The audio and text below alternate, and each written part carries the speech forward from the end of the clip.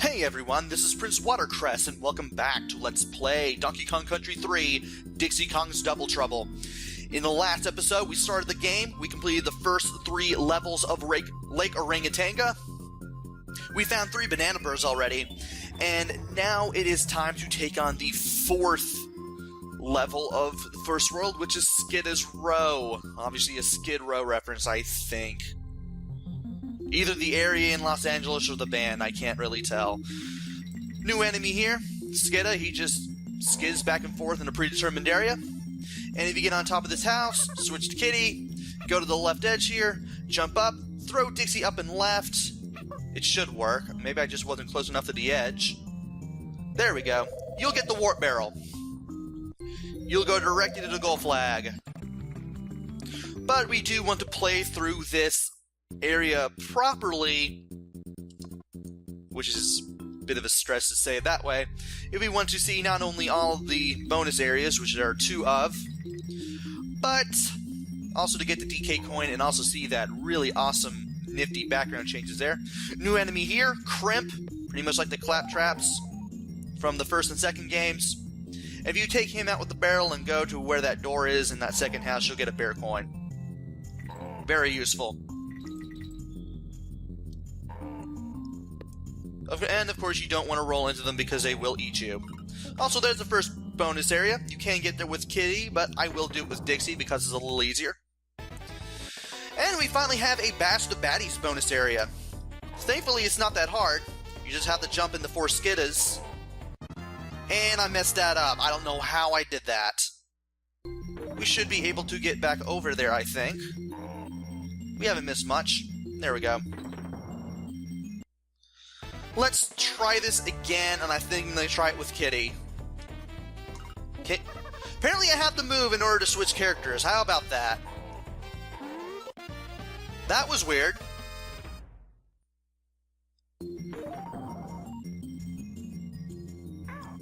And I just took a dumb hit. I thought I was going to land right on top of him, and I didn't. And there's a continue point.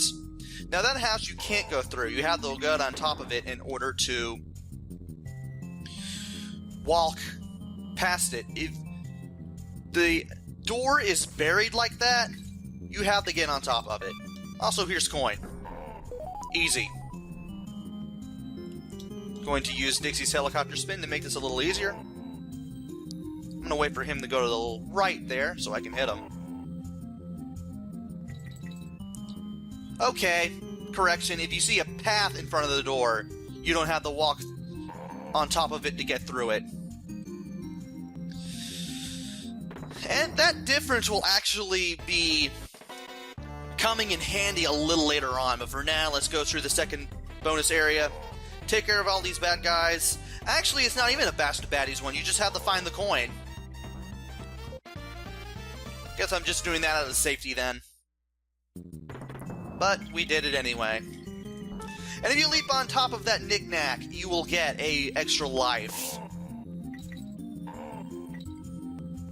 We should be nearing the end now, I believe. Might as well go ahead and use the helicopter spin just to get past those guys.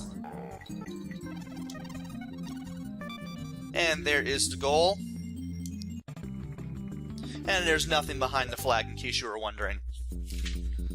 Alright, also if you heard my page turn, that's because I'm using the player's guide for this one, in case I need any notes too.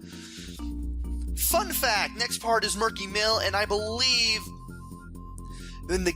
just before the game came out, one of the levels for the next world was where Murky Mill is, and Murky Mill was in the second world. And they changed the order of that just before the game came out, I think. Just before it became finalized. I think that was part of a pre-production version that Nintendo Power used to give strategies and hints for the first 3 or 4 worlds. Anyway, here's Murky Mill. And if you can actually time your moves correctly, you can get all 51 bananas here. Now, if you actually leap up and to the left as soon as the elevator stops, like you have the timer correctly, you can actually jump to this warp barrel, but you can use Kitty to tag throw to it as well. And there's nothing in that doorway. Apparently, even though the whole area is dark, the flag is not. It's like the laws of how light works does not work in this area for some strange reason. I do want to get the 2 bonus areas in DK coin, which means we're going to have to play through this as Ellie. Now, this is where you start to learn things about Ellie. And I'll mention them when the time comes. New enemy here, Recoil. They're kind of like the Kaboings from the second game. And they're going to be very annoying. I'm going to throw this to the right here so I can show off what happens here. If Ellie sees a rat, like that, she will run away. You will have to use barrels and other sorts of far-range fighting in order to take them down.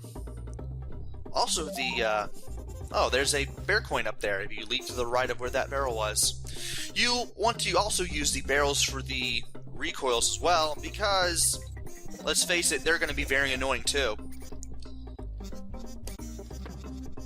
Now, you don't need to take out that rat, but if you do, and you leap into the light, 2 up.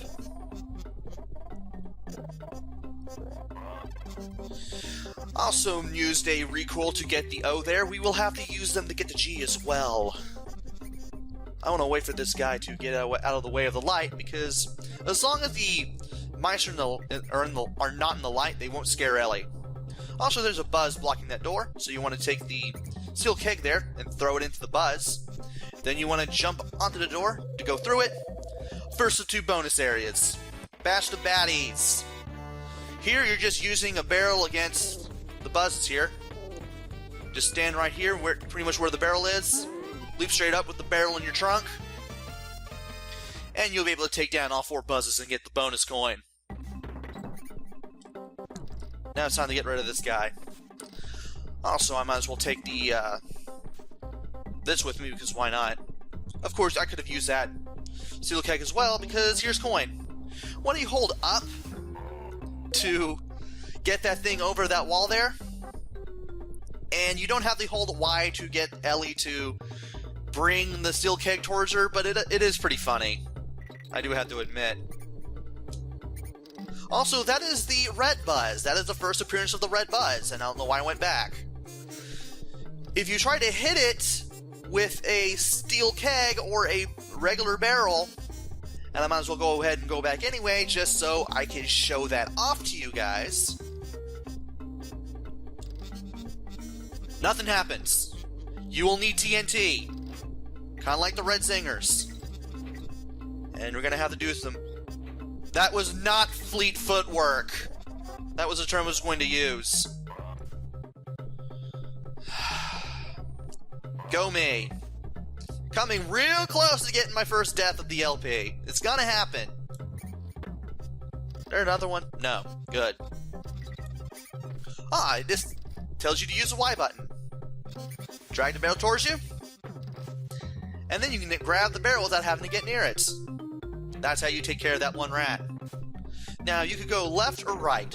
Go left, go to the corner, and drag the steel keg here with the Y button so you can take care of that buzz, and enter the second of 2 bonus areas where you're finding the coin.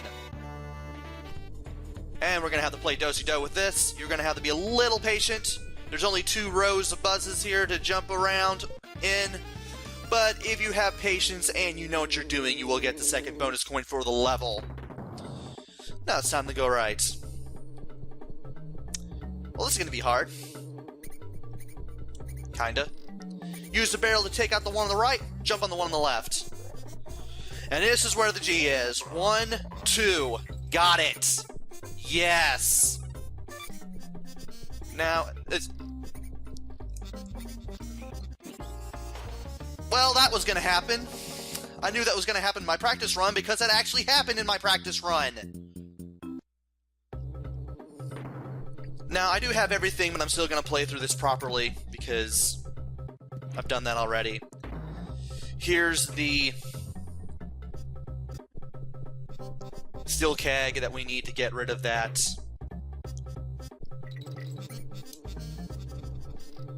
rat there. Let's try not to jump too high this time. I could cut to where I died, but I'm only 10 minutes into the video. So... oh, come on. You know what? You're just gonna land on this. You too. And... there we go. We're back to where the N is. Show this off again. Yeah, apparently when you're in the fear animation, when you land right on top of an enemy, you're still gonna get hit. Which is pretty terrible, to be honest. And I nearly messed that up. No! I can't believe that happened. Now let's see if I can do this properly. There we go. You can do that without Ellie getting scared. I mean, you can go back to that barrel if you want, just to be safe, but you would have to deal with that red zinger again. Not really sure if you guys want to do that, so I might as well just go ahead and do it that way. Failed the first time, worked the second. And Swanky's sideshow. Swanky's got a little mini game. And what you do is you pay 2 bear coins, and if you win, you get 4 banana bunches and 4 bear coins. You get to double your money. You get the same prize regardless of what the mode you're playing in is. And I'm just going to explain the 3 modes. So let's go ahead and play the game. Pay your 2 bear coins. Head to head. You have to fill up a gauge. If it goes all the way to the bottom, you lose. If it goes all the way to the top, you win. Apparently the happiest player at the end of 60 seconds, or whoever, if you fill the gauge at the top, you win. Race to 25. You have 60 seconds to score 25 points before your opponent. And if you hit 25, or if you get more than the opponent, you win. Endurance. You have to go without missing a target. If your opponent misses a target before you do, you win. That may take as many as at least 43 seconds. That's how long it took in my practice run. It may take shorter, it may take longer, it depends on how the AI is. But it'll take somewhere between 40 to 50 seconds. And I'm just going to do head-to-head because that's the quickest one to do. And you throw the ball with a B button. You want to keep that in mind. Also, your opponent is Cranky Kong. Also, there's no difference between Kitty and Dixie. At least not in terms of speed and throwing or anything. Both are the same character, and here we go.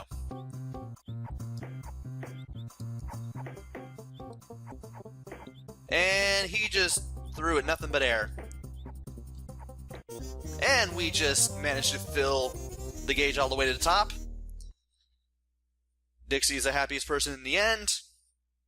And Cranky chases after us. Sometimes he does that, sometimes he doesn't, but he always complains saying things that just make him look like a sore loser anyway. And there's our 4 banana bunches and the 4 bear coins that I said we were going to get. And now it's time for the first boss of the game, Belcha's Barn, and it's a very easy boss, provided you know what to do. There is a DK barrel below that door there, and as soon as you go to the right, you want to leap on the barrel and then leap on the bug that's in there. Then you want to throw the bug into Belcha's mouth. Belcha will always leap at least once towards you, no matter how fast you try to get the bug into her mouth.